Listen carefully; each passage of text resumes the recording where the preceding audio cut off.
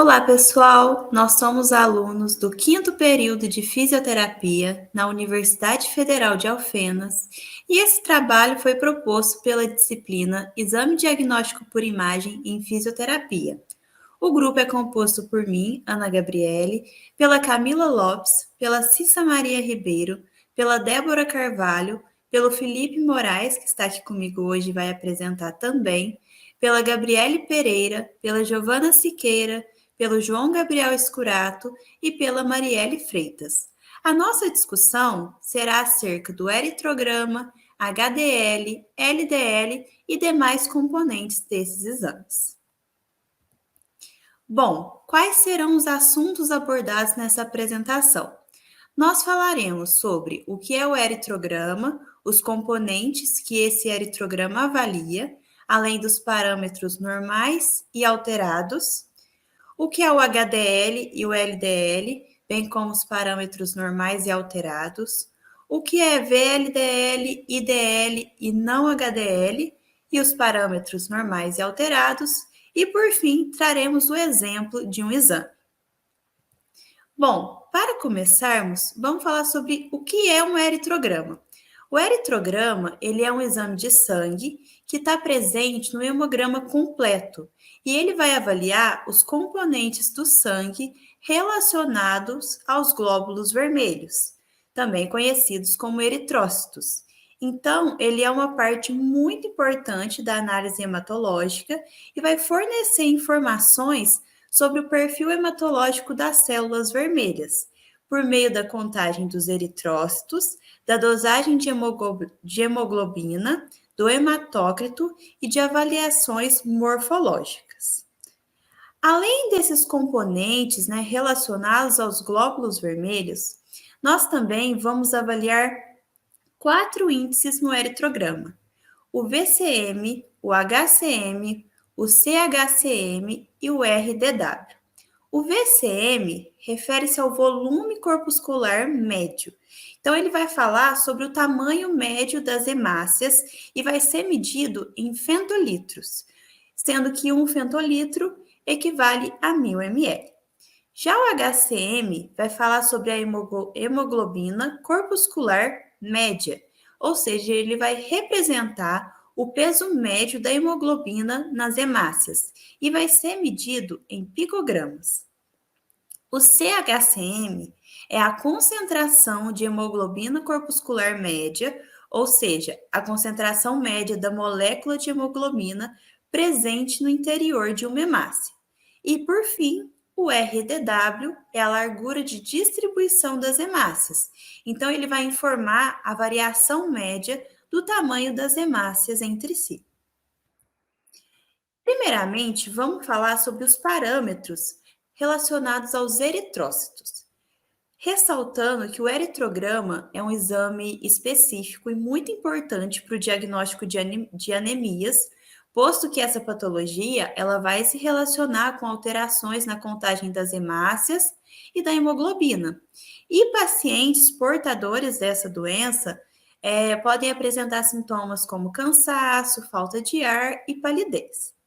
Bom, quanto à contagem de eritrócitos, os parâmetros considerados normais vão variar do sexo. Então, para homens, um parâmetro normal seria de 4,2 a 5,9 milhões de eritrócitos por microlitros, e para mulheres seria de 3,9 a 5,4 milhões de eritrócitos por microlitros.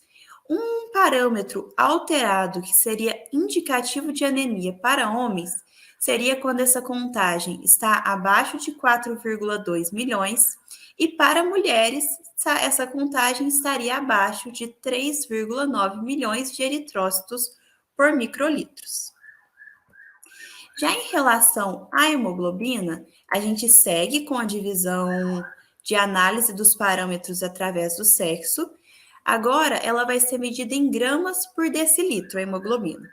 Portanto, para homens, o padrão de normalidade seria que tivesse de 14 a 18 gramas de hemoglobina por decilitros, enquanto para mulheres seria de 12 a 16 gramas de hemoglobina por decilitros. exames alterados que poderiam indicar uma anemia, a gente vai encontrar uma hemoglobina menor que 13 gramas por decilitro para o homem e para a mulher menor que 12 gramas por decilitro. Bom, em relação aos parâmetros para aqueles índices que nós discutimos anteriormente, que também vão ser pedidos no hemograma, principalmente com a finalidade de identificar o tipo de anemia, nós vamos ver aqui o HCM. A HCM, ela pode ser hipercrômica, normocrômica ou hipocrômica.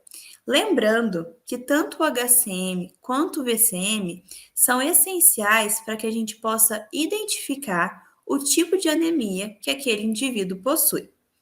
Se esse indivíduo possuir uma HCM alta, indica que ele tem uma anemia megaloblástica, que ocorre devido à deficiência de vitamina B12 e ácido fólico. Já se esse indivíduo apresentar uma HCM baixa, ou seja, vai estar abaixo de 26 picogramas no adulto, vai ser um indicativo de hipocromia, onde a hemácia vai apresentar uma cor mais clara que o normal, devido a uma menor concentração de hemoglobina por hemácia, que pode ser devido a uma anemia ferropriva, indicando uma falta de ferro ou a talassemia. Percebam que o HCM ele tem parâmetros separados para recém-nascidos e depois bebês de 1 a 11 meses, crianças de 1 a 2 anos, de 3 a 10 anos e de 10 a 15 anos ali na fase da adolescência, e depois já na fase adulta, a gente vai ter essa diferenciação por sexo. Bom, em relação aos parâmetros normais, né, esperados para o recém-nascido, ele está por volta de 27 a 31 picogramas, para bebês de 1 a 11 meses, de 25 a 29 picogramas, crianças de 1 a 2 anos, de 25 a 29 picogramas também, crianças de 3 a 10 anos, de 26 a 29 picogramas, e crianças de 10 até adolescentes ali até 15 anos, de 26 a 29 picogramas também. Já na fase adulta, quando a gente passa para análise por sexo, a expectativa para os homens é que esse parâmetro esteja de 27 a 31 picogramas e para mulheres de 25 a 29 picogramas. Já no VCM, a gente vai continuar tendo essa divisão entre recém-nascido até criança, adolescente, ali 12 anos, e depois, na fase adulta, a divisão por sexo. É importante lembrar que um VCM alto vai me indicar que as hemácias estão maiores que o tamanho habitual. Então, a gente vai chamar essas hemácias de macrocitose. E ela vai indicar condições como, por exemplo, a anemia por deficiência de vitamina B12 ou ácido fólico. Também pode ser um sinal de hipotiroidismo, alcoolismo, alterações na medula óssea, entre outras patologias. Já um VCM baixo vai me mostrar que as hemácias estão pequenas e a gente vai chamar elas de microcíticas e vai indicar, por exemplo, uma anemia por deficiência de ferro, talassemia ou doenças crônicas. Voltando aos parâmetros, o que é considerado normal, né? Ou o que eu espero encontrar dentro de um padrão? Para recém-nascidos, de 92 a 120 fentolitros, até um ano, de 72 a 84 fentolitros, e de 2 a 12 anos, de 75 a 95 fentolitros. Já na idade adulta, né, analisando por sexo, para homens o esperado é de 80 a 100 fentolitros, e para mulheres também, nesse caso é o mesmo valor, de 80 a 100 fentolitros. Bom, agora eu vou estar falando um pouquinho sobre o HDL e o LDL. Eu optei por colocar essa imagem porque ela representa de uma maneira bem lúdica qual que é a diferença entre esses dois tipos de colesterol. Enquanto o HDL é considerado como bom colesterol, o LDL é seu antagonista e é considerado como colesterol ruim. E dentro dessa manilha ou cano estaria representado os nossos vasos sanguíneos. E a areia seria o tecido adiposo, a gordura, as placas de ateroma. Enquanto o HDL retira essa gordura para transportar para o fígado para ser quebrado, o LDL traz do fígado para depositar nos tecidos. Então, eu acho que é uma imagem que representa de uma maneira bem simples a diferença entre esses dois tipos de colesterol. HDL. O HDL, ou lipoproteína de alta densidade, é considerado bom colesterol. E ele é responsável por retirar o excesso de colesterol dos tecidos e levar para a metabolização no fígado. Lá ele vai ser quebrado e posteriormente metabolizado, a fim de ser descartado. Esse processo é conhecido como transporte reverso de colesterol, porque o transporte normal é aquele em que o LDL retira do fígado e leva aos tecidos. Então, é o contrário. Alguns estudos sugerem que o HDL poderia exercer outros efeitos além do transporte reverso de colesterol, incluindo propriedades anti-inflamatórias, antioxidantes, antiagregantes, anticoagulantes e profibrinolíticas. Devido a esses efeitos exercidos pelo HDL, ele pode atuar como um protetor do sistema cardiovascular, prevenindo o desenvolvimento de doenças como o infarto, a aterosclerose, o AVC e a trombose. Para que esses efeitos sejam possíveis, é importante que os níveis de HDL e LDL estejam adequados.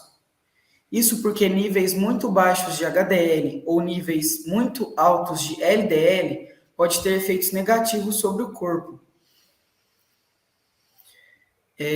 aumentando o risco de desenvolver esse tipo de doença. O nível de HDL presente no corpo para adultos maiores que 20 anos deve ser igual ou superior a 60 mg por decilitro. É importante ressaltar que fatores ambientais, como dieta, obesidade, exercícios e fatores genéticos e também ligados ao gênero, podem exercer influência aos níveis séricos de HDL. Já o LDL, ou lipoproteína de baixa densidade, pode ser definido como uma partícula do sangue que transporta o colesterol das células do fígado para o restante dos tecidos do corpo. E algumas doenças podem estar relacionadas a isso, que são a aterosclerose, o infarto agudo do miocárdio e o AVC, que é o acidente vascular cerebral. Então, é muito importante monitorar esses níveis, porque o LDL é considerado colesterol ruim. Para calcular o HDL, é estimado usar a fórmula de Friedewald, que é o colesterol total menos o nível de HDL menos o triglicérides dividido por 5. O valor ótimo de LDL deve ser menor que 100 mg por decilitro. O resultado desse perfil lipídico ajuda os médicos a avaliar o risco cardiovascular de um indivíduo e determinar a necessidade de intervenções como mudança de estilo de vida ou uso de medicamentos. Para controlar esse HDL, a gente pode adotar algumas medidas, como uma mudança na alimentação, reduzindo o consumo de alimentos ricos em gordura saturada, a prática de exercício físico e o uso de alguns tipos de medicações. Parâmetros normais e alterados de HDL, LDL e diagnóstico. Os altos níveis de colesterol LDL e baixos níveis de HDL caracterizam as chamadas dislipidemias. O diagnóstico dessa presença de dislipidemia vai ser feito analisando se a dosagem de colesterol total, suas frações de triglicerídeos no sangue. Julgando um parâmetro como ótimo, o LDL deve ser menor que 100 mg por decilitro, enquanto o HDL deve ser maior que 40 mg. Um normal seria entre 101 e 130 mg por decilitro, enquanto o HDL estaria entre 41 e 60 mg por decilitro. Um exame julgado como alto teria seu LDL entre 130 e 190 mg, enquanto seu HDL seria maior que 60 miligramas por decilitro. Um exame muito alto teria seu LDL maior que 190 miligramas, enquanto seu HDL seria maior que 60 miligramas também. Agora falando um pouquinho sobre o VLDL, ele é a lipoproteína de densidade muito baixa. Ele é responsável por transportar o colesterol do fígado para o restante dos tecidos do corpo, caso esses níveis estiverem muito elevados. Esse colesterol, juntamente com o LDL e o IDL, são considerados colesteróis ruins, pois se depositam na parede do vaso formando placas gordurosas, também denominadas como placas de ateroma. Já o IDL é uma lipoproteína de baixa densidade intermediária. Ela é um tipo de colesterol semelhante ao LDL. Como ela tem os efeitos similares ao LDL, ela não é normalmente dosada individualmente, mas sim juntamente com o LDL. Portanto, quando recebemos o valor do LDL, habitualmente estamos falando do valor de LDL mais IDL. Por isso que se a gente olhar no exame, a gente vai ver só o LDL, porque o valor já está anexado junto. Já o colesterol não HDL, ele é definido como a somatória de todos os colesteróis considerados ruins. Ele permite maior sensibilidade de risco de aterosclerose que uma avaliação isolada só do LDL. Então, o não HDL é o LDL mais o VLDL mais o IDL. Os parâmetros normais e alterados de VLDL e não HDL e o diagnóstico. Os altos níveis de colesterol VLDL podem levar ao acúmulo de gordura nas artérias e formação das placas de aterosclerose, aumentando o risco do paciente de desenvolver doenças cardiovasculares, como doença arterial coronariana, infarto, pressão alta, acidente vascular cerebral e ataque isquêmico transitório. Então, o índice ideal de VLDL é até 30 mg por decilitro. O nível baixo se dá quando é menor que 30 mg por decilitro. E o nível alto é quando essa quantidade é maior que 40 mg por decilitro. Agora falando sobre os parâmetros normais e alterados de VLDL e não HDL e também diagnóstico. Os altos níveis de colesterol não HDL indicam um maior risco de doenças cardiovasculares, como o infarto agudo do miocárdio e o acidente vascular cerebral. Um parâmetro considerado baixo apresenta não é HDL até 160 mg por decilitro. Já um intermediário, seu não HDL deveria estar até 130 mg. Um parâmetro alto seria até 100 mg, enquanto um parâmetro muito alto seria até 80 mg por decilitro. Bom, pessoal, então aqui agora a gente tem um exemplo de um exame, né, que é o hemograma completo, e primeiramente a gente vai analisar o eritrograma dessa paciente. A paciente, ela tem 67 anos, é do sexo feminino, e percebam que ela apresenta algumas alterações importantes nesse eritrograma. Os eritrócitos estão em 3,78 milhões de microlitros, sendo que o esperado era de 4 milhões, então está com valor abaixo. A hemoglobina está marcando 10,2 gramas de hemoglobina por decilitro, que é menor que 12 gramas por decilitro, que é o nosso valor de referência. Já o hematócrito está em 29,9%, sendo que o nosso parâmetro seria de 35%, enquanto o VCM está marcando 79,10 fentolitros, enquanto o esperado seria de 80 fentolitros. Os outros parâmetros estão dentro do esperado, né, da normalidade, que seria o HCM, o CHCM e o RDW. Porém, devido a essas alterações, há uma sugestão que essa paciente possa ter anemia. Agora, olhando a parte do colesterol total e suas frações do exame da paciente, podemos observar que o seu colesterol total atinge sim o índice de normalidade, porque ele deveria ser inferior a 190 mg por decilitro. e a paciente apresenta apenas 177 miligramas. Já julgando somente o HDL, ele deveria ser superior a 40 miligramas por decilitro. E a paciente apresenta 63 miligramas por decilitro. Então, mostra que a paciente tem o índice sim de normalidade para este exame. Bom, pessoal, aqui nós trouxemos as nossas referências e agradecemos a todos pela atenção.